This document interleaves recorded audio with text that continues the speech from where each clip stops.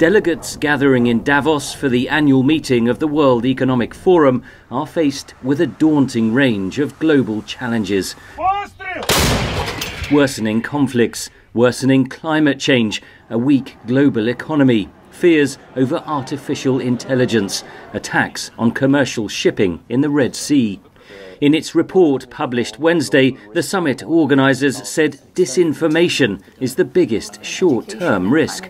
The potential impact on elections worldwide over the next 2 years is significant, and that could lead to elected governments' legitimacy being put in question. And this, in turn, could, of course, threaten democratic processes, lead to further social polarization, riots, strikes, or even intrastate violence. The summit takes place against the backdrop of two major wars in Ukraine and Gaza. Among those due in Davos are the Israeli President Isaac Herzog, Ukrainian President Volodymyr Zelensky, Chinese Premier Li Qiang, and US Secretary of State Antony Blinken. Alongside political leaders will be hundreds of the world's most powerful chief executives. Critics say their wealth has increased while billions are getting poorer.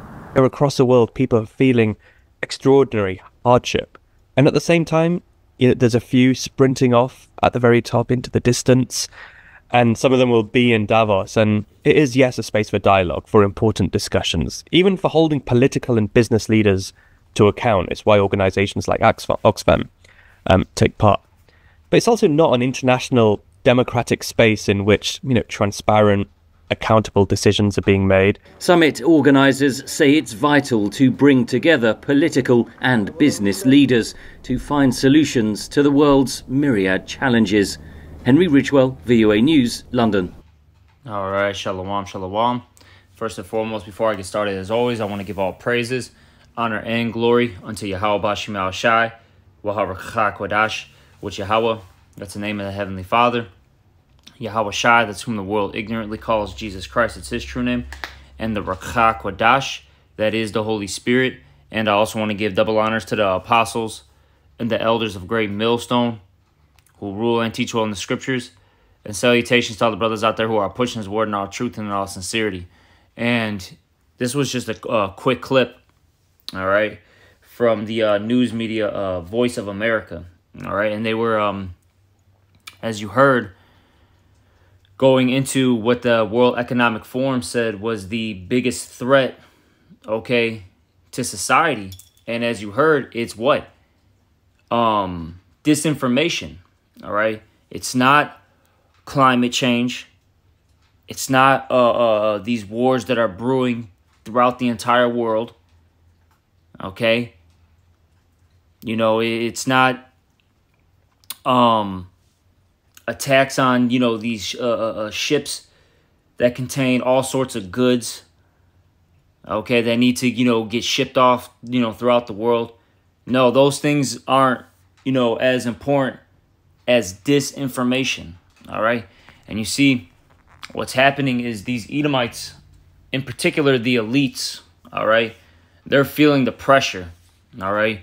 They're feeling the pressure, first and foremost, from the prophets of Yahweh Bashim Al Shai, okay? Because look, us speaking this truth, all right, us, bringing out the truth of the Bible, that's what's, really scaring, okay, these elites, okay? Because the elect of the nation of Israel is waking up to the lies and deceit that they've been pushing out for so long. Okay, and they know that once the elect is, sealed, their destruction is nigh. Okay, that's first and foremost. Secondly, even carnally speaking, you have all these, what they will call like a truther, right? These independent journalists, whatever you want to call it, right? They're bringing out, a lot of information, true information, I'll say that's happening worldwide that they want to cover up, all right? Because you got to remember, these elites, they want to push out a specific narrative, okay? Then they don't want anybody going against it, Because I'll say this, in order for them to be justified in their actions, they got to keep pushing a particular, like I said, narrative so they can fulfill their agenda. All right. And you see, when you have all these different, news sources coming out that are, independent, right, that are bringing out information, it's hurting, their plans. And they need to, in their eyes, they need to figure out some type of way to stop this. And you see, what's going to happen, at some point is there's going to be some type of, event or events that occur that are going to allow them to say, look, we're going to have to, control and censor, which I'll say this, a side note, they're already doing that to a degree. All right. If you speak out against particular, I would say, medical information, you can have your, videos taken down. Or if you speak out against a particular, group of people, okay, or organization, you can get hit with with hate speech, as they say. Okay, so they're already doing, low level censorship, but they want to, escalate it. They want it to be at a point where you can only get your, news from XYZ sources. Okay, like a CNN. All right. MSNBC, Fox News, you know what I'm saying? They only want you to get your sources from, a few companies, and that's that. All right. And you see, we're entering into the time of the famine of the word. Okay. And let me start off with this in Amos 8:11. Behold, the days come, saith the Lord Yahweh, that I will send a famine in the land, not a famine of bread, nor a thirst for water, but of hearing the words of the Lord. And you see, this is what's coming. This is what we're getting to. Okay? Like I said, you got, as they said in that article, you have particular governmental officials and particular CEO executives of major companies going to oh man, what is that called? Man, I forgot forgive me, I forgot the city name. I know it's David, if I'm not mistaken. It's David. It's translated to David. All right, it's Davids or something like that. Excuse me, I'd have to rewatch the video. But they're going over there, and I believe that's somewhere in it's somewhere in Europe, though. I forgot which country. But point being, though, is they're meeting up, okay, and they're going to discuss how they're going to handle this problem. Okay? Few people with power, they're going to figure out what to do. And that tells you that these elites want to shut you people up, and they want you people to basically just be slaves.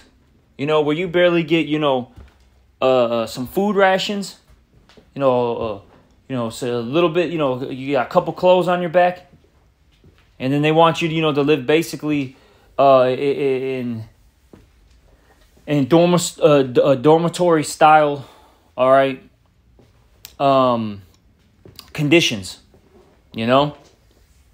That's what they want to do to you people, and then you got to be happy.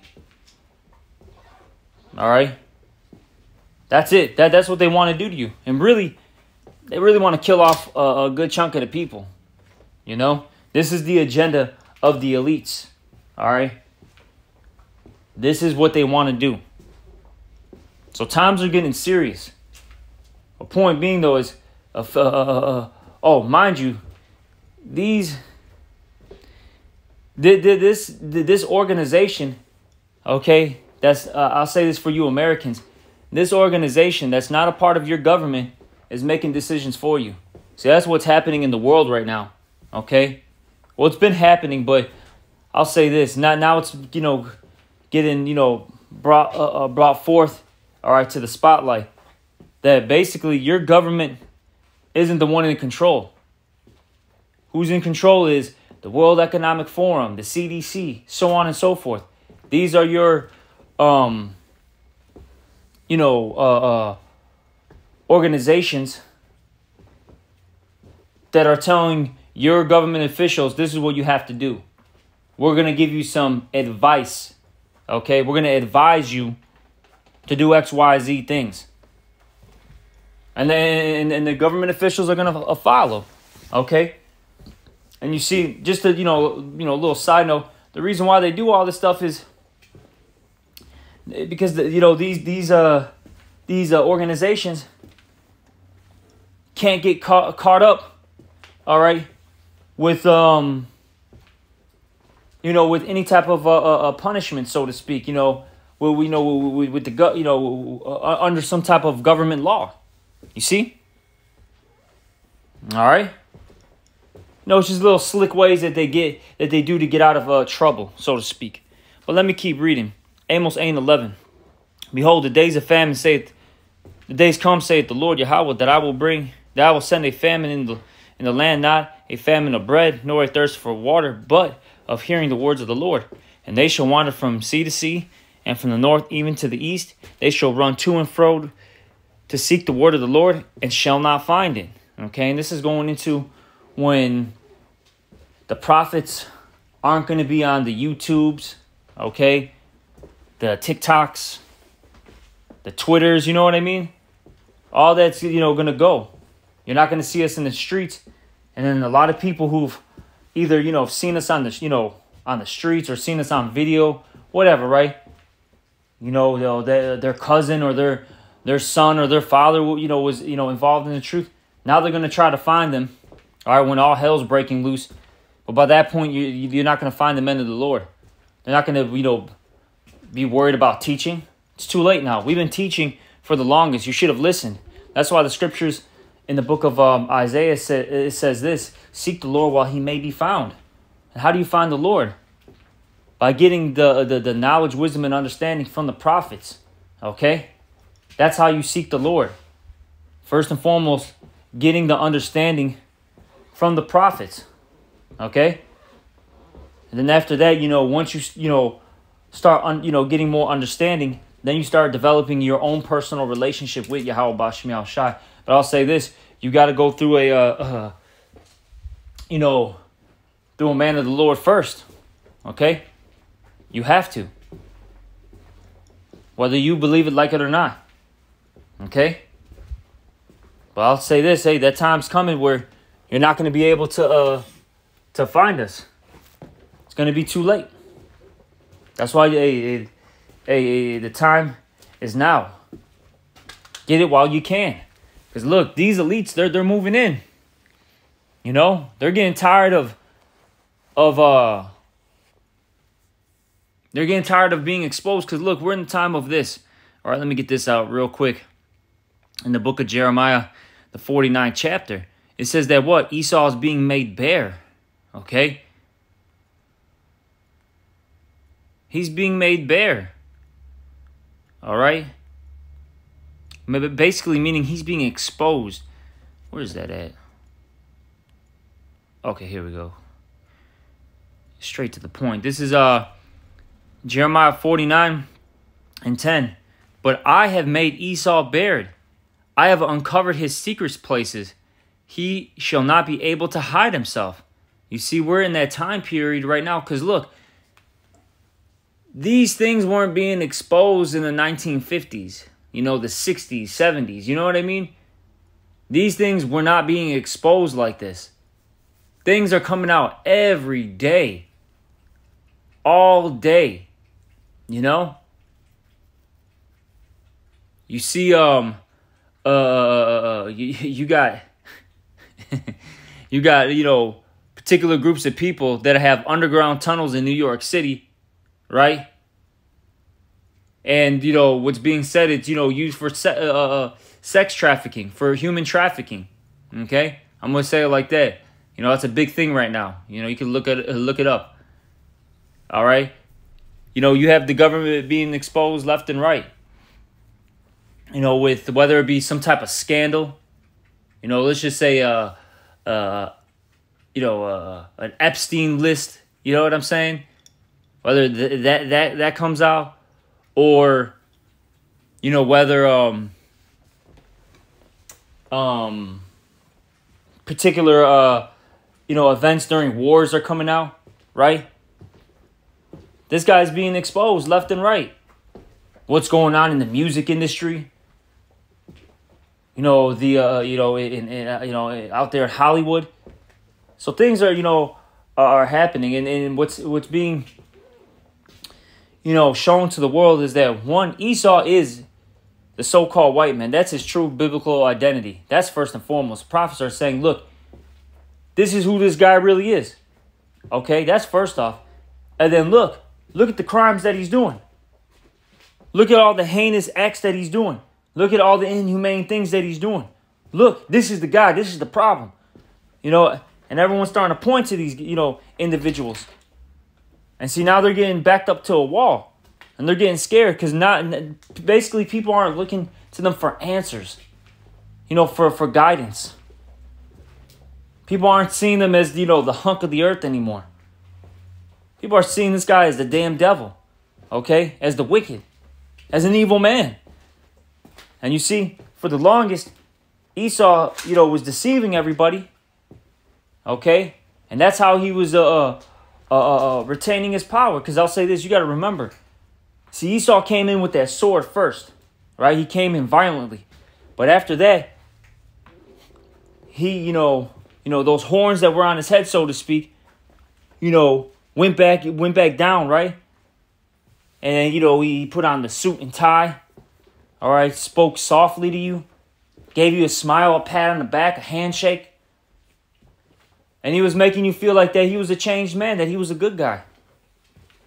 But see, now, everyone is seeing his dirty laundry. And he's losing his mind over it. See? But let me finish this off. Jeremiah 49:10. But I have made Esau bare and have uncovered his secret places, and he shall not be able to hide himself. His seed is spoiled, and his brethren and his neighbors, and he is not. And basically, that's going into the destruction of the Edomite seed line. At some point, the Lord is going to allow them to be completely annihilated. And see, these Edomites, they don't want to talk about that. And they're trying to avoid judgment. They're basically a fugitive on the run. You got to remember, these are they're the reincarnation of Cain, right? In the book of Genesis. And the Lord said that he's what? A fugitive and a vagabond. Okay? That's what Esau Edom is. A fugitive and a vagabond on the run. Okay? They're trying to duck and dodge true justice. Because they're guilty of all these horrific crimes. And see, they don't want to deal with, the judge, the courtroom, the sentencing. They don't want to deal with that. And ultimately, it's what? The punishment. They're afraid of it. Because it's not good. But, hey, it's going to happen anyways. But see, I'll say this. But before he gets, captured, he's going to keep running and he's going to keep fighting. Okay? But let me get this. I think it's in Proverbs, the 12th chapter, to go with this this lesson. It talks about what? That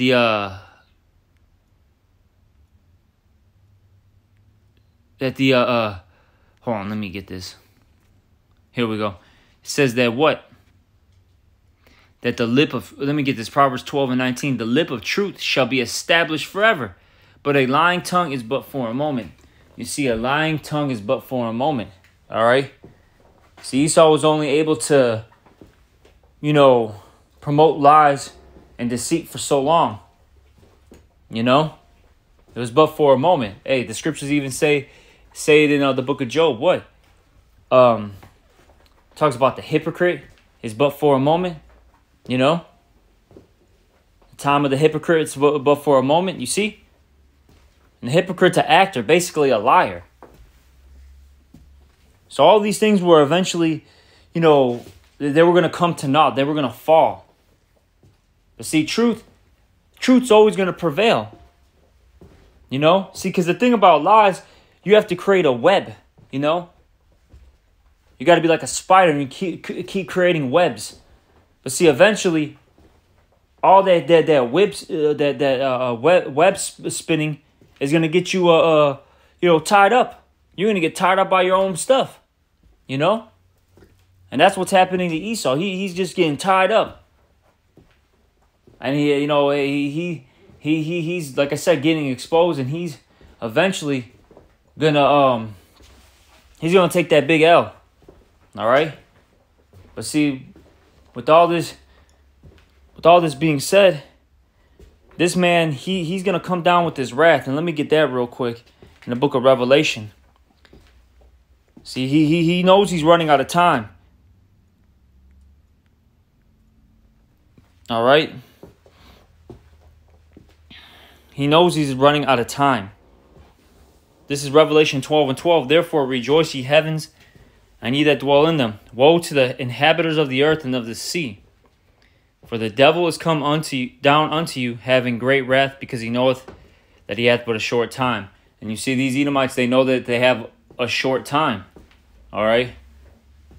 You know, in particular, the elites. Okay, they know that their power structure is falling. Even though they're doing all these oppressive things to this world, they see their collapse, their fall. Because look, like I said earlier, in the well, we could even go beyond that. When 1800s, and I'll even just say, you know, right now, like I said, because I like to use that 1950s, because that's what they call the golden era of Esau, right? That was the height of their civilization. Okay, that's when they had the entire world on lock.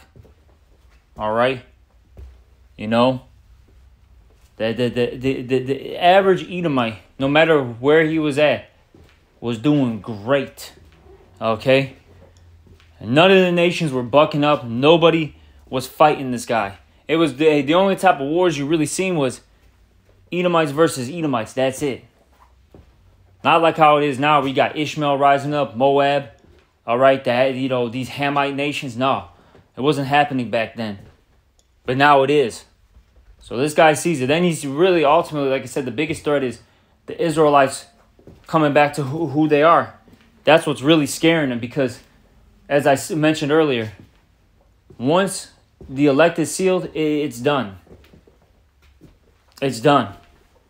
It's game over. He's going to be kicked out of the rulership seat, and we're going to be, the ones that are next in line for dominion. Okay, dominionship. You see, but I'm going to end this lesson.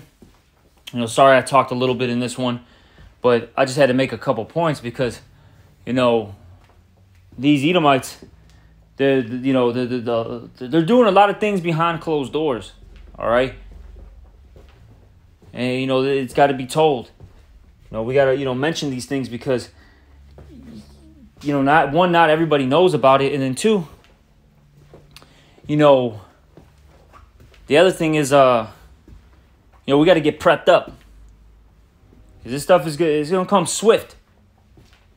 It's going to come swift. All right. Remember, Esau is described as a lion. Okay. An eagle. You see? A snake. And those animals, once they start attacking, they're very swift. Very powerful. Okay. We got to be, ready. We got to be on our, on our toes. We got to be, prepared. Okay. Spiritually for the things to come. Because it's going to be a hectic ride very, very soon. Hey, but through the spirit and power of Yahweh Shema Shai, the elect is going to, overcome and get the victory. All right, but with that, I'm going to end this lesson. Hopefully it was edifying. I'm going to give all praises, honor, and glory unto Yahweh Shemel Shai. Also, double honors to the apostles and the elders of Great Millstone, and salutations to all you brothers out there. Shalom.